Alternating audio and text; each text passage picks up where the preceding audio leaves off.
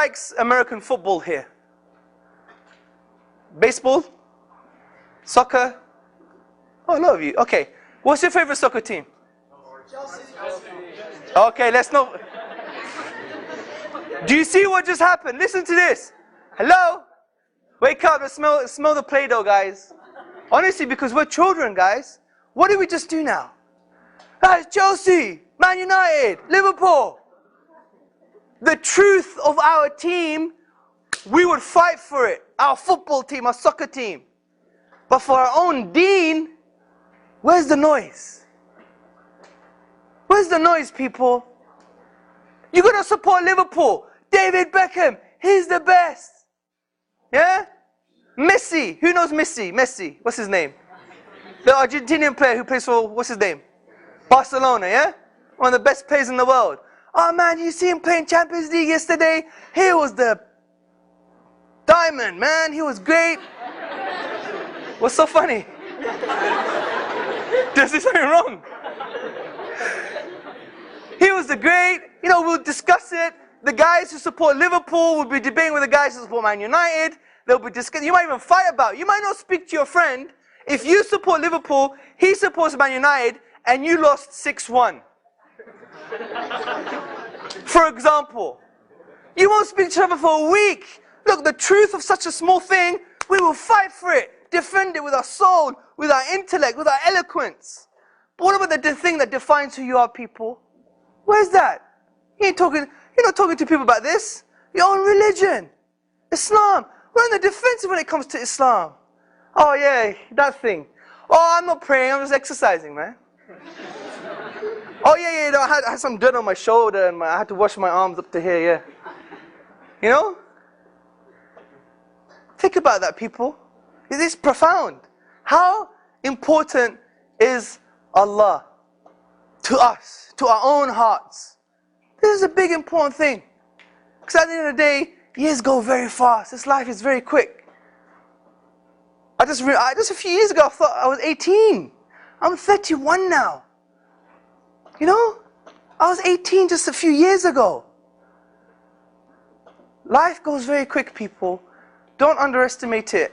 And also, you have to understand the importance of the deen for yourself. Make the stance today. Is Islam important to me? Or is it just like another religion? Is it something I do on Friday?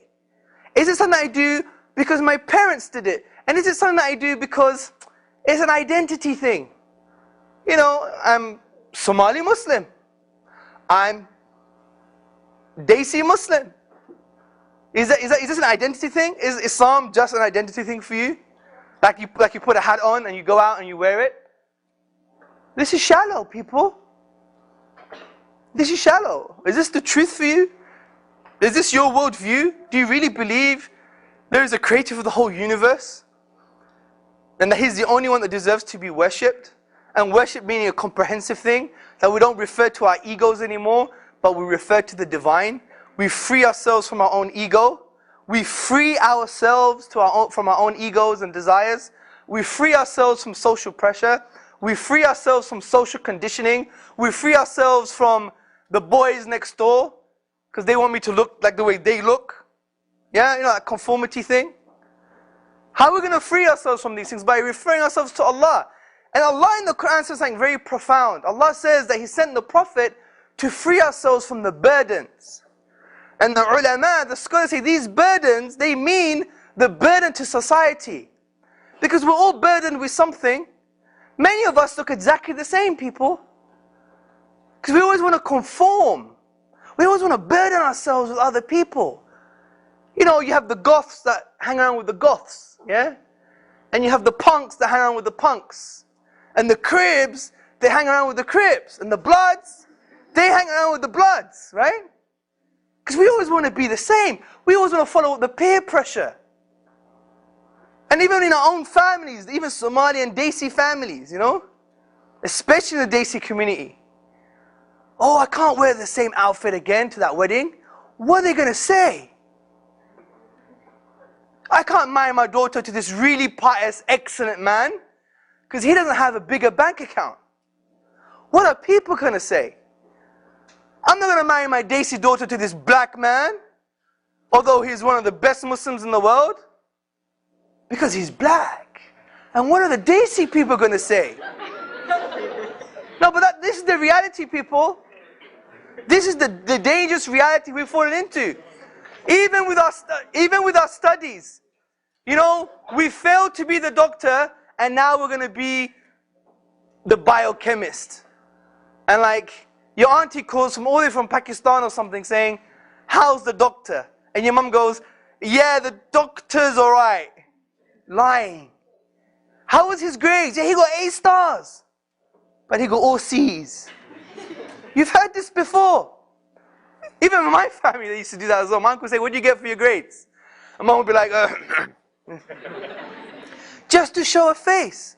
So the point I'm trying to say is, look at these ridiculous burdens we put on ourselves just to conform to what? To human beings, to people just like us. That doesn't really mean anything. So what? Is Allah going to ask you in the Day of Judgment what grades you got? Or what color your husband was? Or how much money he had in his bank account? Or whether your auntie thousands of miles away that frankly doesn't give a what she thought about your grades? Or what she thought about, you know, what kind of clothes you wore to that wedding? SubhanAllah, how much energies we put to these things.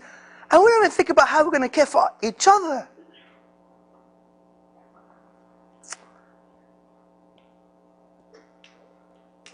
Bad news, people.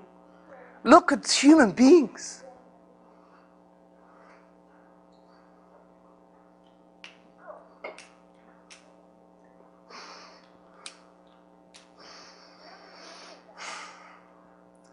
We can't even care of each other, bro.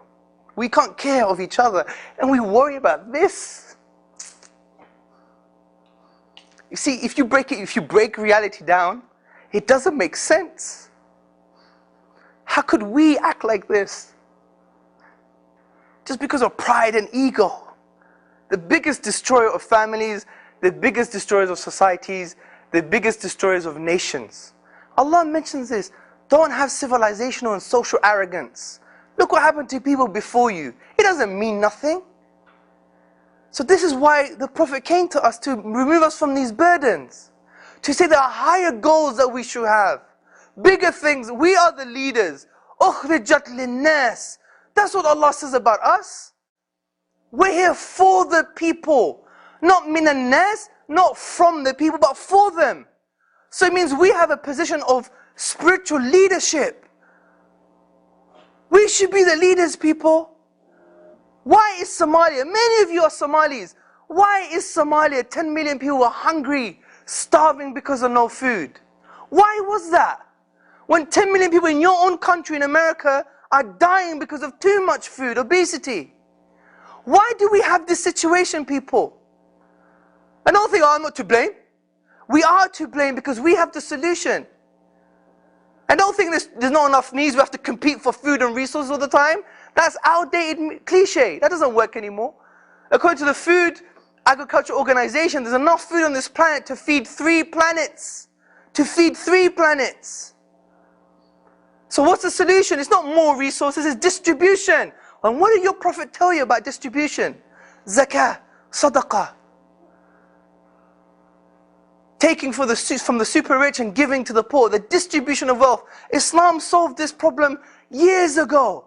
In New York, in Wall Street, non-Muslim woman, she's holding a placard. Do you know what it says? We must do banking the Muslim way. They're telling us that we have the solution and we don't even know it. Do you see my point? Be proud of your religion, people.